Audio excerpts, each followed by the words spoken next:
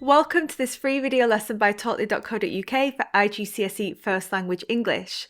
Now, I'm going to do something that you guys have been asking me to do for a while in my comments, which is to do a directed writing question together. So I've bought a visualizer and we're going to have a go at doing a directed writing question. Now, remember that this question appears in your paper 2, which is the writing paper, and I've got 2 video lessons already all about that. So if you don't know what directed writing is or my advice about that, then head over there first.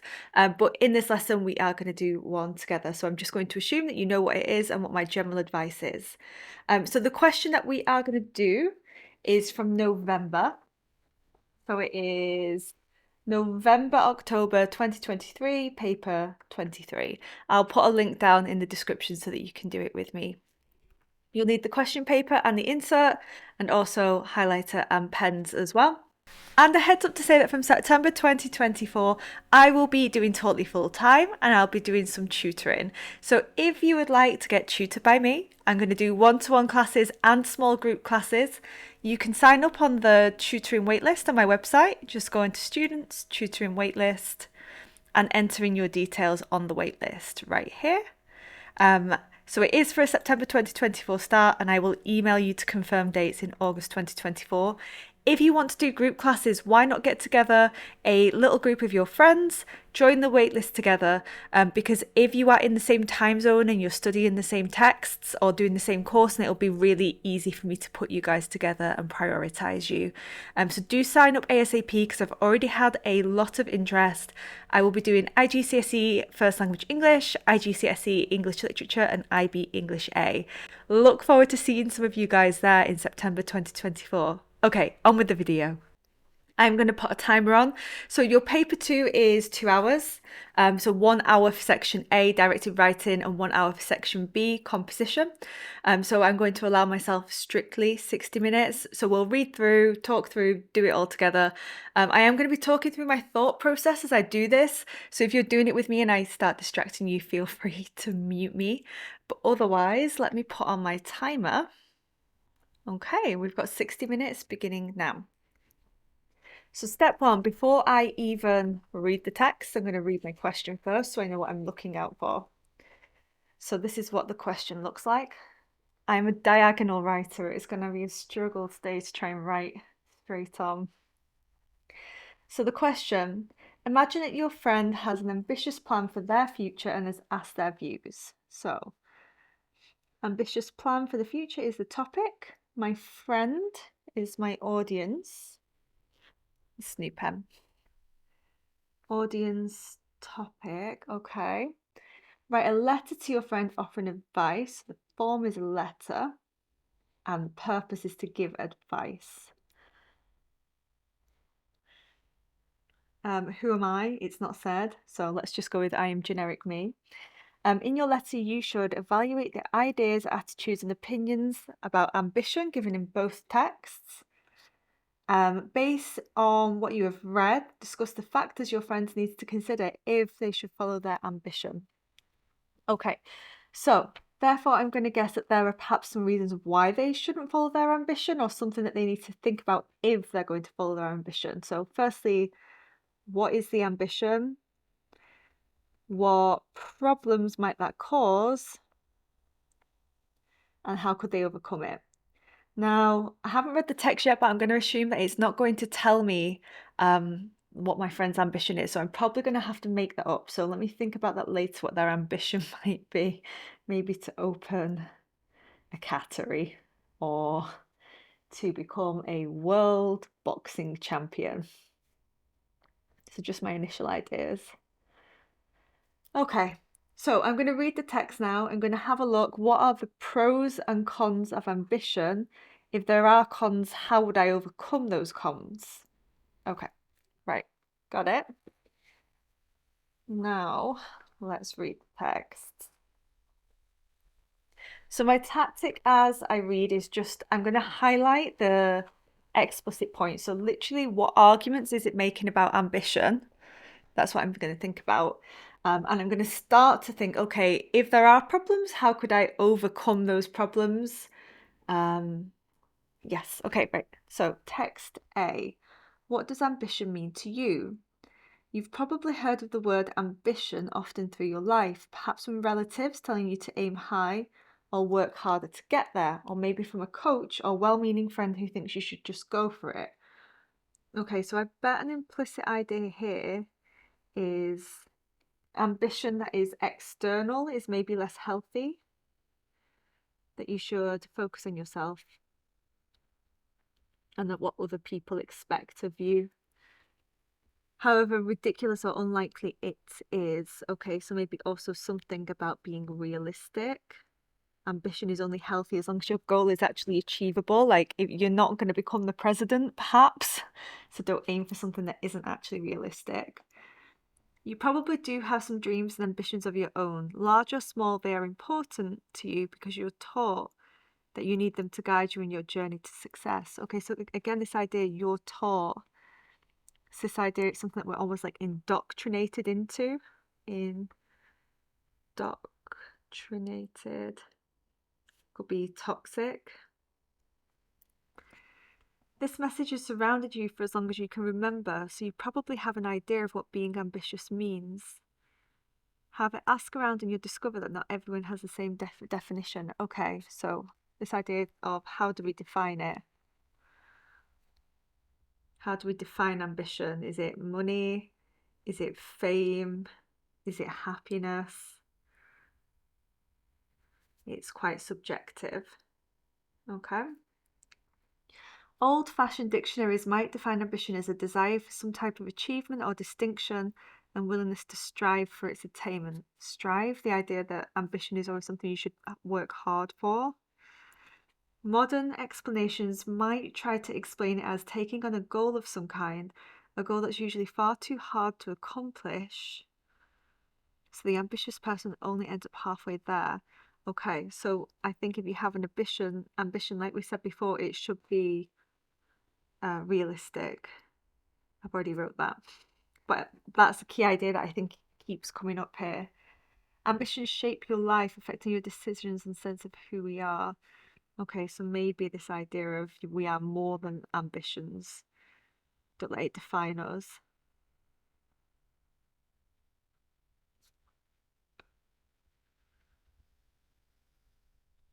Ambitions shape your life, blah blah, I've read that already. Maybe you're naturally prone to have big dreams and ideas that must be achieved at all costs. Okay, so we need to have a line of when we say enough is enough. Like you can't just have an ambition and just keep going for it, even if it's detrimental to your mental health, to your family. So I reckon that's probably something implicit. World champion, best-selling author or famous actor. I bet these are helps that Cambridge are putting in so that these could be like your friend's ambitions if you were stuck. Your friend could want to be a best-selling author. Or perhaps you weren't really born with ambition, but it seems like the key to success that everyone implies you should have. So again, this idea of external factors. Everyone is telling us this, and so we're internalizing it without really considering if it actually is something that we want. So not being influenced by other people coming up again. Nothing bad can having an ambition or two, can it? We look up to ambitious people, entrepreneurs, sports stars, celebrities. You grow up believing that you should be as ambitious and successful and do everything to achieve that. To get better, you must absolutely get bigger so that not only you and everyone else in your work, sport, or activity will know that you have ambition. So again, wanting external recognition. Who are you doing this for?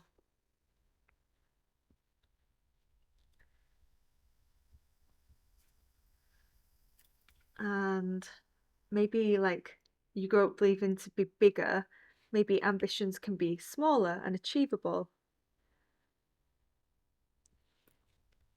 But is there a difference between something being an ambition and doing something and something being an expectation? Doesn't achieving what is expected of you really depend on whether you were ready for the challenge to start with rather than how much you dream about it? So maybe actions, not thoughts.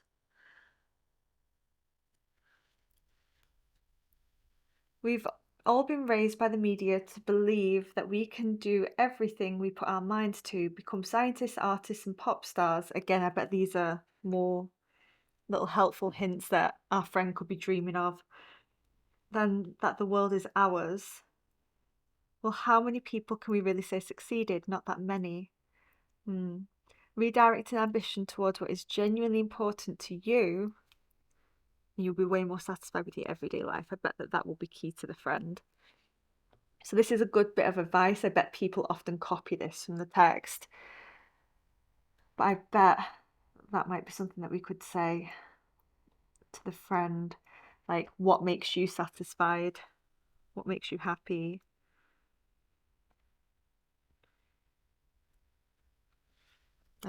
Is this idea of like everyone's aiming to be one in a million, but not everyone can be Beyonce. 1 in a million. Okay. All right, getting the idea. Okay, now on to text B. So this will, see, I'm on a diagonal. Hang on, let me move my camera. Yeah, okay. Yeah, then I can be in a diagonal, but it's fine. Okay. Right, carrying on. So text B, ambition, a positive in business. Ambition is a positive quality. Ask any successful entrepreneur. If you're more naturally driven to set goals and accomplish them, you'd be more likely to succeed than someone who isn't. Yes? Actually, no, this isn't always the case.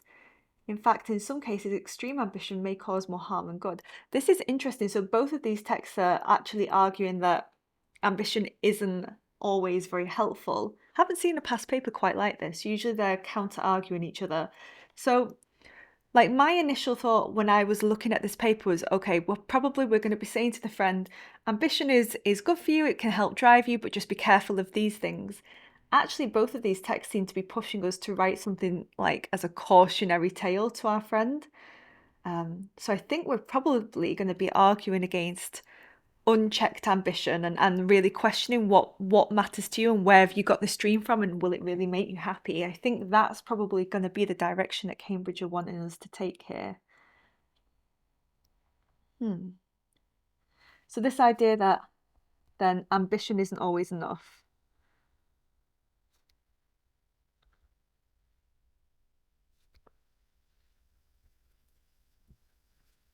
The first major side effect of excessive ambition is a tendency to focus too stubbornly on one particular vision or end goal. So probably this idea of be more flexible and responsive to the world around you. Like, don't just have one set vision of, not one set vision of what success is. Have several different visions. Be open to change as we go along. Okay. For example, if you set out to make your fortune by the time you're 30, everything that doesn't immediately appear to get you closer to that goal may seem useless to you and you may miss out on enjoyment of the journey. So, what is ambition? What is success? Could success just be this idea of enjoying your life? And perhaps because it mentions money, fortune, avoiding materialism. Experts suggest that relationships, okay, so this is probably something else that's also equally important in life, relationships, enjoying your life, are more important than ambition when determining a person's ability to succeed. Being ambitious often inherently makes you more selfish, driving you to pursue individual goals, possibly at the expense of your friends, family, and community. Okay. That's very interesting. So more selfish. So we should be thinking about the world around us. How does our ambition fit in with everyone else? If it's only a net benefit to ourselves, then is that an ambition that we should be pursuing? Excessive ambition also hinders your ability to adapt to new circumstances. Okay, so this idea of flexibility coming up again. Vital if you want to be successful. So there's more to being successful than being ambitious. So what makes you successful? Success equals flexibility, selflessness. How do we define it? E.g. happiness. More than one route. More than just materials, material possessions. Materialism.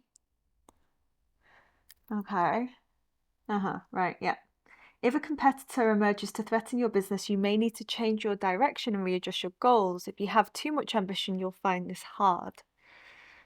Same ideas. Being overly ambitious can also make you too keen to progress too quickly. Okay, so also cautious. Be steady. Slow and steady wins the race. So rather than trying to be a millionaire at 30, could we and therefore destroying our environment, not having healthy relationships with our friends and family? Could we go slower? Could we be a millionaire by 50, bring lots of people along with us, be happier in the long run? Okay. So slower, steadier growth. Few people are successful when trying to build up their first business. This idea of failure. Maybe, do any of your schools do a growth mindset? Like, and resilience, you need to be resilient, and you need to accept that failure isn't failure. Failure is a learning opportunity. And so if you're so obsessed with ambition and being successful at the first failure, is that just going to make you give up?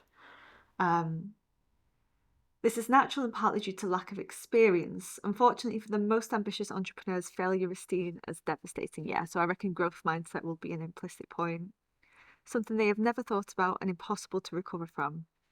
However, people with more realistic ambitions, so I think that's going to be a key point, failure is just a temporary setback, part of the learning experience. According to recent studies, ambitious people do tend to be more materialistically successful than their non-ambitious counterparts. So, okay, they are more materialistically successful, they've got more money, they've got more cars, but are they happier? However, they are only slightly happier and not always healthier. Yeah, okay. So success also equals happiness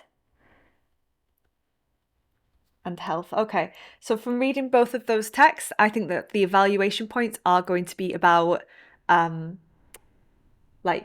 warning against excessive materialistic ambition at the risk of your health, your happiness, your relationships. I think that's going to be where Cambridge are going with this. Right. So I've read my text, I've got my points. Now, and we're at 15 minutes, so I probably need to start writing.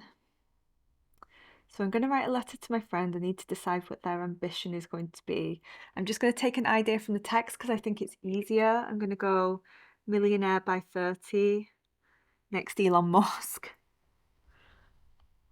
He wants to be like Elon Musk. Okay, so that's going to be that idea.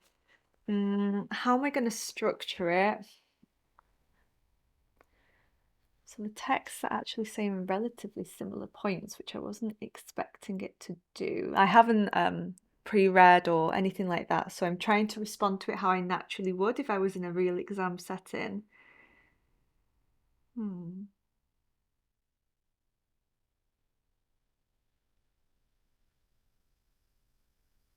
Okay, so maybe I might go external forces. How do we even defining ambition or success?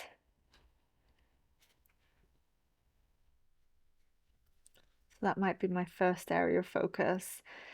Then I might go about having realistic goals that are achievable. Then what were my other ideas? Growth mindset, being cautious. And then I might go health, family, community. Okay, so that's what I'm gonna see. Even though I've diagonaled, I've still diagonaled again. Okay, so I'm aiming for about 4 paragraphs. I'm pretty sure that this test is wanting me to argue against the dangers of excessive ambition and how do we even define ambition. I'm pretty sure that's what it's getting at. Okay, and I'm writing to a friend. So I need to remember to make my friend seem like a real person. So I definitely need to think what their ambition is.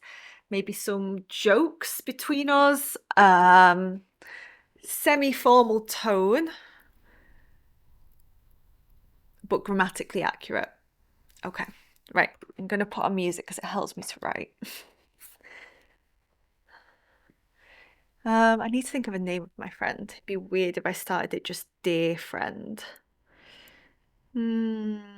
David. I'm going to call my friend David. I'm going to call my friend David. Okay, we put on some music. Headphones connected? Yeah, connected.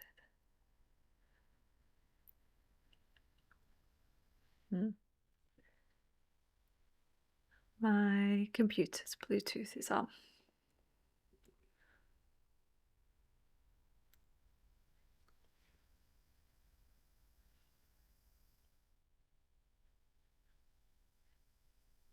Okay, there we go. Okay, right. So I can only have one thing on the visualizer at a time. Have this next to you. And let me move my mouse out of the way. Oh. Okay, so my friend is going to be called Dear David. David. Dear David. Am I still wonky? There. Okay, Dear David. Why would I even be writing this letter to him though? Like what's come before? Like maybe he's got in touch with me? Or okay, YouTube. Maybe I saw his most recent YouTube video. I'm writing because I saw your most recent YouTube video about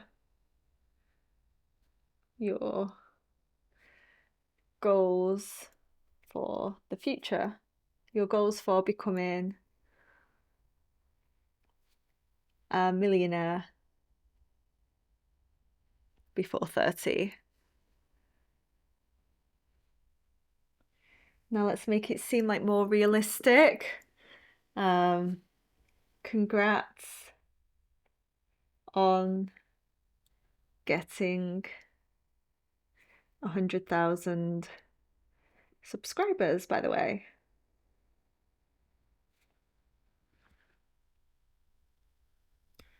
Exclamation mark, so we can seem a bit more chatty. I know you're super, sound American, super into hustle culture.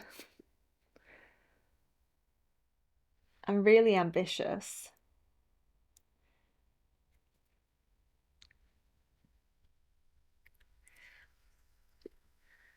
But I want to encourage you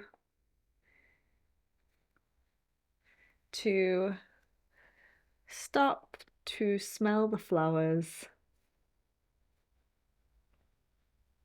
on your journey to the top.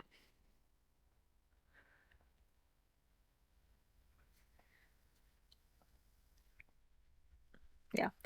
By the way, my year eights always moan that they can't read my handwriting. I think it's fine. Right? Okay, but it's good exam technique handwriting because it's cursive, so I can write a lot quite quickly. And common myth that you lose marks for handwriting in English exams. You don't, of course you don't. The examiner has to try to read anything that you write. Look on the mark scheme, says nothing about handwriting. The only thing that would happen is if I couldn't read your handwriting, I would need to pass it on to my team leader, who would then have to try to read it. And if they couldn't read it, then they'd have to pass it on to their team leader to try to read it. Eventually, someone would have to try to figure out how to read what you were trying to write. That has happened with me before. Only a few times, but there have been some times when I've seen exams I literally can't read it and I have to pass it on to someone else to try. Okay, right. Good introduction. David wants to become a millionaire before 30. He's got a popular YouTube channel. He sounds like a real person. Got some informal language, like I've got my exclamation mark, I've got my dash, I've got a little bit of casual language like congrats and super into, but overall I'm still being grammatically accurate.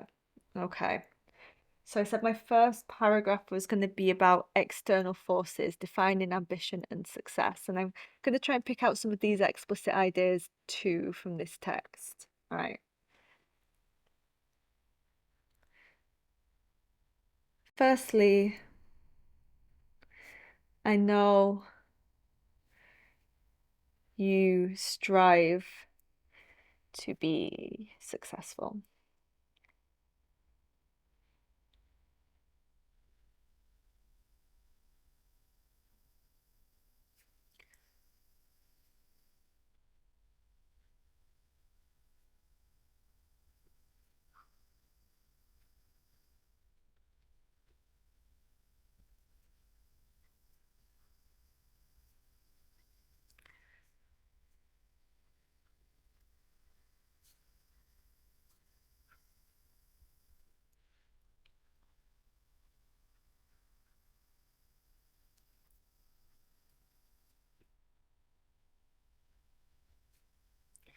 I'm going to get in the idea now about relatives, coaches, and friends, and like role models about scientists, artists, pop stars, and the media. So I'm going to get in those explicit ideas.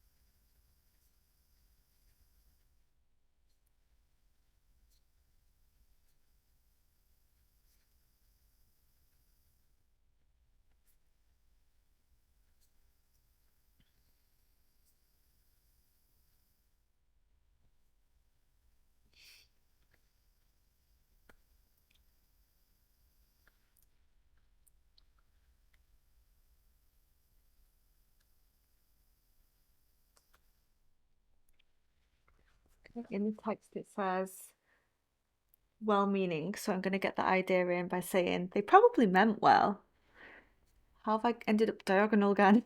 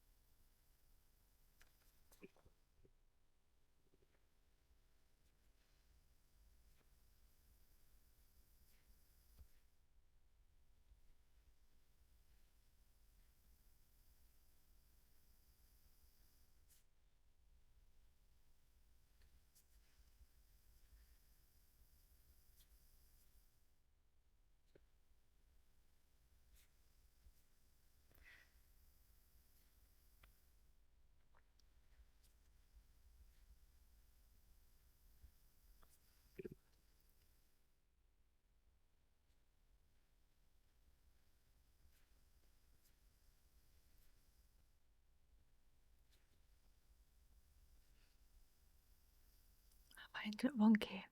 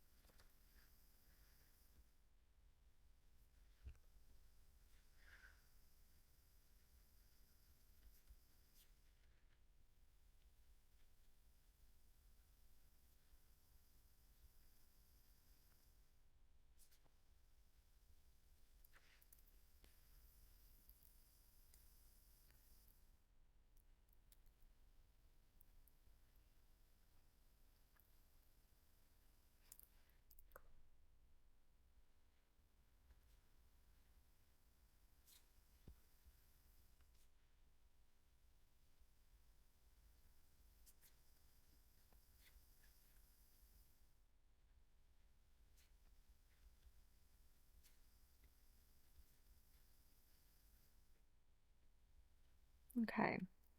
So what I've got so far, I feel like I'm asking too many questions, but I'm talking to my friend, I'm giving them advice, so I'm wanting them to think. So far, firstly, I know you strive to be successful, but how do we even define success? Where do these ideas of ambition come from? Growing up, I know our parents often told us that money can buy happiness. So I've got this idea of parents, external. Looking up to rappers and pop stars flaunting their wealth probably didn't help either. So I've got this explicit idea from pop stars here and the media. Flaunting their wealth probably didn't help either. The idea of wealth definitely comes up in materialistically. So these are all explicit ideas. They probably meant well, but it's led to us thinking that enough is never enough. Do you ever wonder if we're just mindlessly following the image of what success is without stopping to question what a successful life might feel like to us personally? Would Elon Musk's success feel better or Will Smith's? Would either of these paths really be what you'd have chosen if we'd have grown up free of the constraints of media and external forces guiding us down a path that might lead to financial success but not happiness? So this idea of how do we even define success? Is it financial or is it happiness? Are we just copying what others are doing? And I am using lots of direct pronouns, you to talk directly to my friend David, and we to talk about we'd grown up together because we're friends. We have this similar experience. And not being too overly critical of David too. So I'm trying not to be too rude to David in telling him that he's wrong. Okay, right. My next paragraph is going to be about realistic goals that are achievable. Not only that, but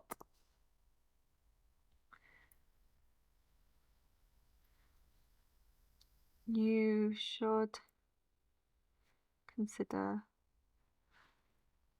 if the idea of becoming a millionaire so early, so young, is achievable. Ambition is only useful so long as your goals are achievable.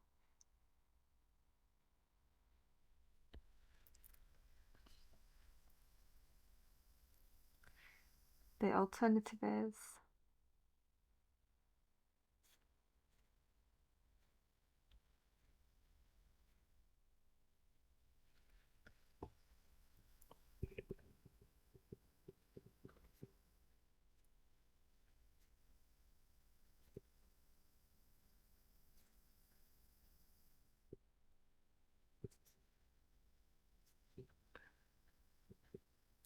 getting some explicit ideas in. The idea of it being achievable, and this idea that you will feel like a failure and stop at the first problem, which is said in text B, where it says failure is seen as devastating, so you have to have realistic ambitions. So that's the explicit idea that I'm getting in. What else was I going to say?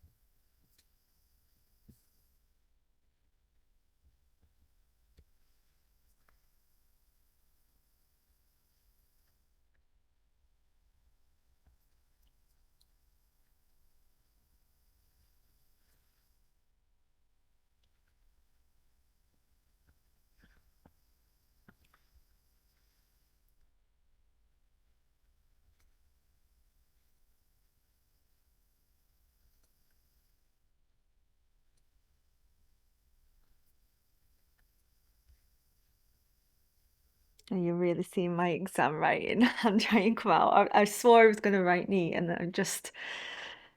I'm 15 again, and in my English exam, and just writing as fast as I can. Yeah.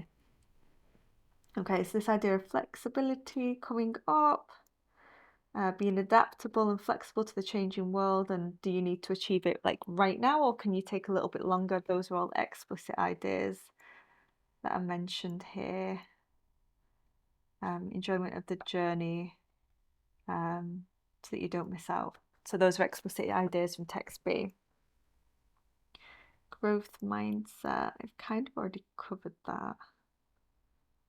Where shall I take it?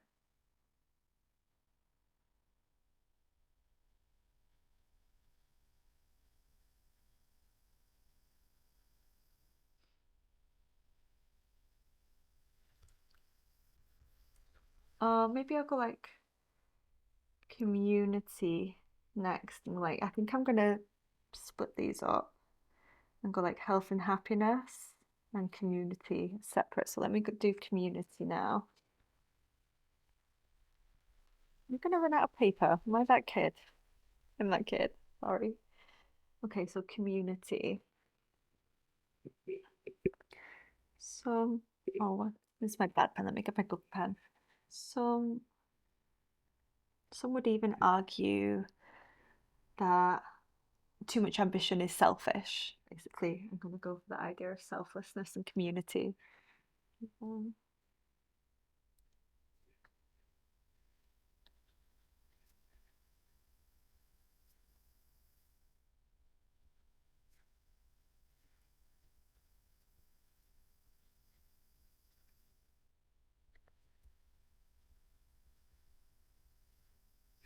Blurry. Am I going blurry every time I get too close? I'm like leaning.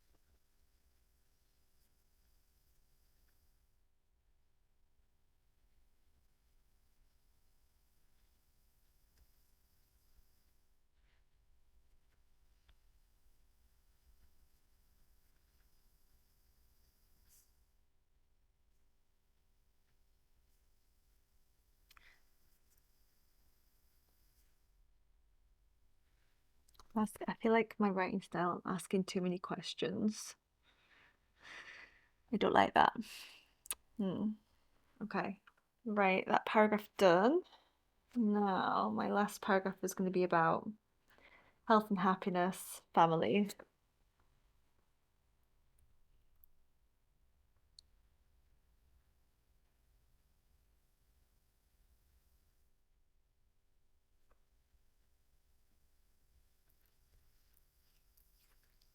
Hands hurting. I have to like do some like hand strengthening exercises. So used to typing. Yeah. Okay, so I'm going, when you are an old man, I doubt that you would be thinking about the amount of money you had in your bank account when you were 31. I think you would be thinking about the people in your life. Okay.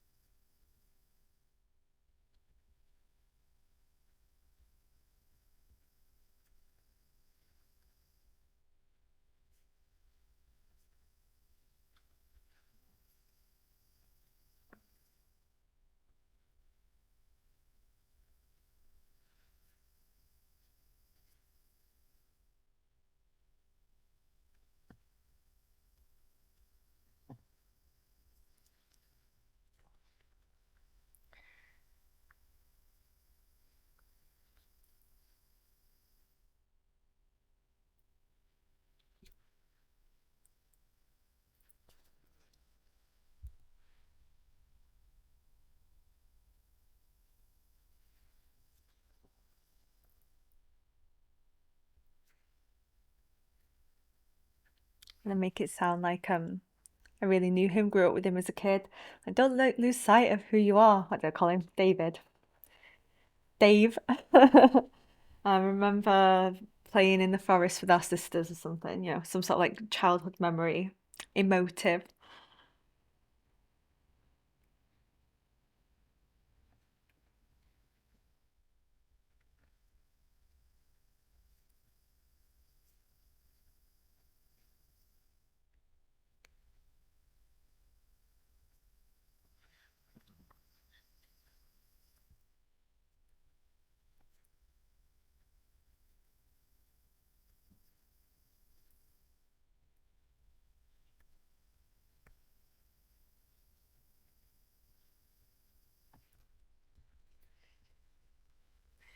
Sorry.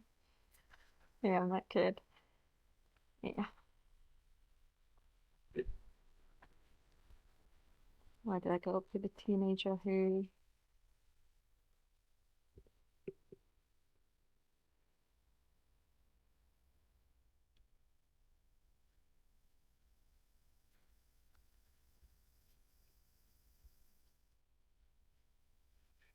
I did this. I cried when I got a B on one of my French speaking tests. It was only worth like 10% as well. And I came back and just bawled my eyes out. And the rest of my classmates were like, oh no, what happened? I was like, I got a B. They were like, get out. Don't talk to me. It was fine. I got an A star in the end. Because you could do like a few different speaking tests and pick like your best three or something like that to submit. Um,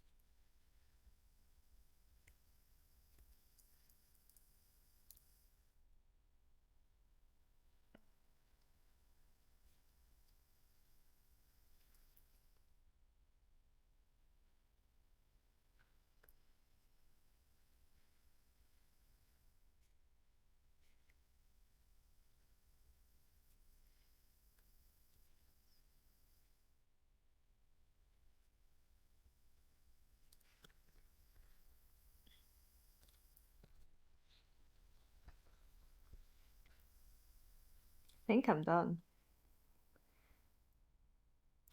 So I'm gonna end it with like some sort of like call to action, like, okay, what am I writing to and what now? Let's meet up for coffee and discuss in person. It's been far too long.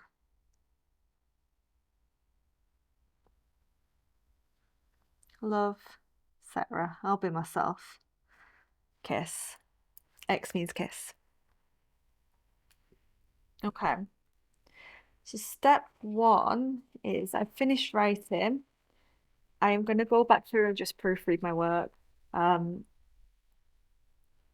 The way that I'll do it is I will read it out loud. So feel free to mute me now if you're still writing, just because that helps me to spot my grammatical errors. Obviously, if you were in an exam, you wouldn't be able to read out loud, but you would be able to think it in your head or maybe kind of mouth it to yourself. So let me read out loud and just check. And I know that one common error that I always do is I often repeat the same vocabulary. Like I can be quite repetitive in my vocabulary choices in first drafts. So let me check for that. Dear David, I'm writing because I saw your most recent YouTube video about your goals for becoming a millionaire before 30. Congrats on getting 100,000 subscribers, by the way. I know you're super into hustle culture. Could this be a little bit too informal? I'm not sure. And really ambitious, but I want to encourage you to stop and smell the flowers in your journey to the top. Okay, I think this is fine. This bit here is maybe a little bit too informal. I don't think it quite crosses the line, but I think it's touching the line. Firstly, I know that you strive to be successful, but how do we even define success? Where do these ideas of ambition come from? Growing up, I know our parents. I feel like our parents makes it sound like he's my brother. So I'm going to change it to I know your parents often told you that money can buy happiness. Looking up to rappers and pop stars flaunting their wealth probably didn't help either. They probably meant well. I said probably twice. Let's change it to they must have meant well, but it's led us to thinking that enough is never enough. Do you ever wonder if we're just mindlessly following the image of what success is without stopping to question what a successful life might feel like to us personally? Would Elon Musk's success feel better or Will Smith's? Yeah, I don't really like that line.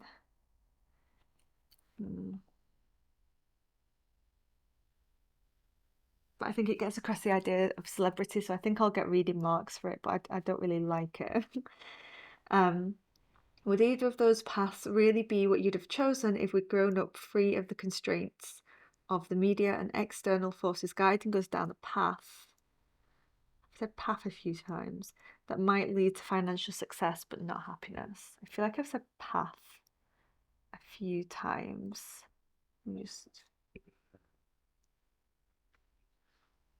Yeah, I have path here.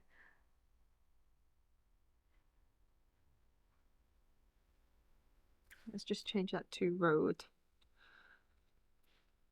And not only that, but you should consider if the idea of becoming a millionaire so young is achievable. Ambition is only useful so long as your goals are achievable. Yeah, so I've said achievable twice. See, I told you this is my most common mistake, and good writing isn't writing. Good writing is rewriting. Okay, so we're rewriting. Realistic. The alternative is you will feel like a failure at your first hurdle and give up altogether.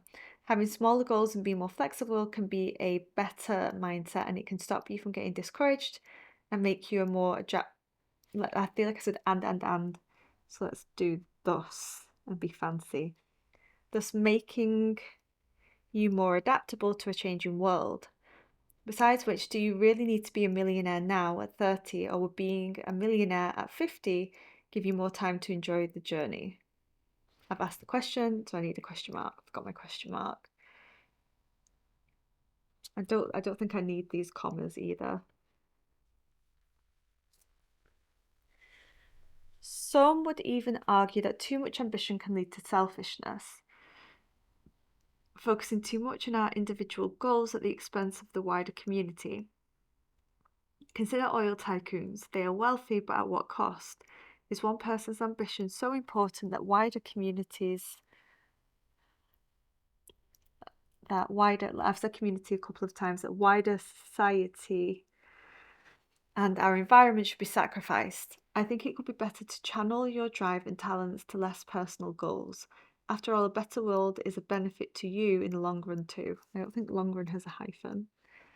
Take the time to really think about the consequences of any business ventures you might undertake. Will it help the world, your community, your family or environment? Or will it simply add more money to your bank account? When you are an old man, I doubt that you would be regretful of your bank balance at the age of 30. Health, happiness, and family are the only ambitions truly worth striving for. Don't lose sight of who you are, the little boy who played with conkers in the forest until the sunset, the teenager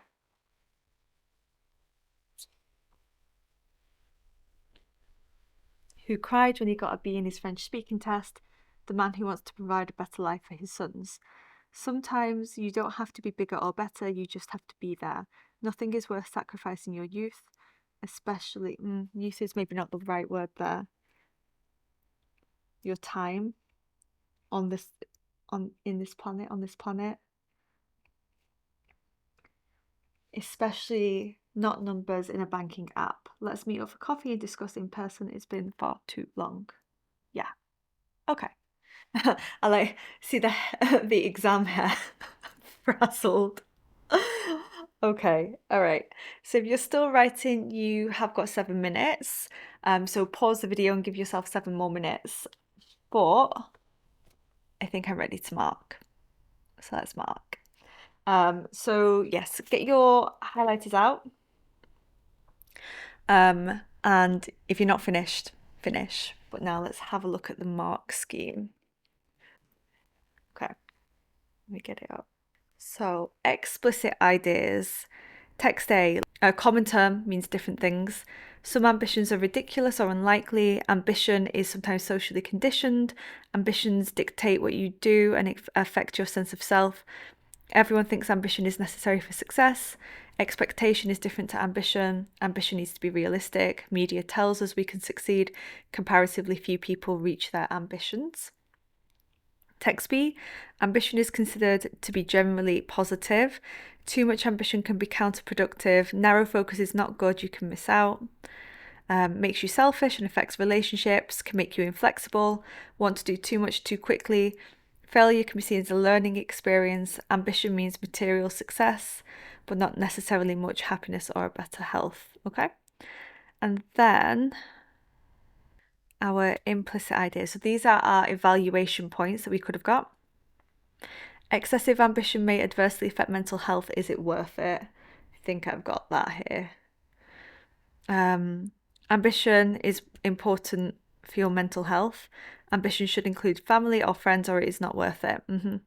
Is your own ambition imposed by others or society? Are you naturally ambitious or driven? Will this ambition close down other or better possibilities? I said I feel like I was asking too many questions. This mark scheme is all questions, so I think I've done okay. Do you have the ability or experience to succeed in your ambition? Unrealistic otherwise. How will you cope with failure? It can be demotivating. Ambition should include happiness, not just wealth or fame. That's just greed or vanity. I feel like that was explicit, but apparently you get an evaluation point for it. Having dreams or ambition isn't what determines success. You have to take account of abilities. All right, let's go through and see where I might have some evaluation. Where does it come from? Is it your own ambition or imposed by others or society? This here then is evaluation. Parents told us money could buy happiness. Where do these ideas of ambition come from? Right. So this bit here would definitely get an evaluation point. Enough is never enough. Ambition should include your happiness, not just wealth or fame. So this bit here about a road that might lead to financial success and not happiness, that is getting that point there for evaluation. Idea of realistic goals. think I'm kind of getting the realistic goals with, do you have the ability or experience to succeed, unrealistic otherwise? So I think that's kind of a val-ish. So I'm going to put it in small letters. You give up altogether. This idea of that's also a val-ish. Like you'll feel like I failed at the first hurdle and giving up altogether, having smaller goals and being more flexible can lead to a better mindset to stop you getting discouraged. Now that's evaluation. Yes. This idea of, does it all need to happen all at once? So at this point, I think I would credit for evaluation, but it's not on the mark scheme. So if you say something that's evaluative, even if it's not on the mark scheme, the examiner can still credit you for it.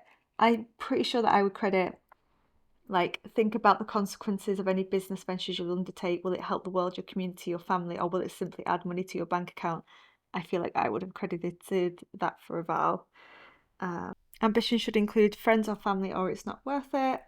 So that would also get a val. Okay, I don't think there's any val on that page. So I've got 1, 2, 3, 3.5, 4, 5 evaluation points. That's pretty good. And then lots of explicit ideas from the text as well. So I'm pretty sure. So if you get 1 evaluation point, you have to get 10 out of 15 because you've got some successful evaluation. So I'm definitely at least 10 out of 15. I've got 5 points. So realistically, I think I'm a little bit like short on the evaluation towards the end of my answer, but I'm pretty sure I would be giving myself 14 out of 15. Lowest 13 out of 15 for reading. Now, in terms of writing, I am grammatically accurate. I fixed some of my repeated vocab errors. I've tried to create a sense of register. I have sequenced my ideas well because I tried to group my paragraphs by topic rather than just like copying from the exact order of the text. So, highly effective style capable of conveying subtle meaning, carefully structured. I think my vocabulary was sophisticated, pretty precise. I think it could have been better. I think my register is very good and my spelling, punctuation and grammar is almost always accurate. I'd probably give myself 23 out of 25 here because I think my vocabulary could be better and I feel like I was quite repetitive, asking lots and lots of questions. So I think that could be improved. I hope that you found this video lesson useful. It was kind of useful for me as well, just to do one unseen and feel what it feels like. Yeah, it's tiring. It hurts my hand. If you did find this video lesson useful, then do like and subscribe to my YouTube channel. Head on over to my website where you can find more free video lessons. That's totally.co.uk. And if you would like to join me for some tutoring, I will start from September 2024. I'm offering one-to-one tutoring and small group classes. For both, you will get feedback and we'll do lots and lots of practices. You can have a chance to guide what you want the sessions to be. I will be doing tutoring for First Language English, IGCSE English Literature, and also IB English A. So if you're studying any of those courses next year, September 2024, sign up now because places are going fast. Okay, hope that this was useful and I'll see you guys in my next video and fix my exam hair. Bye.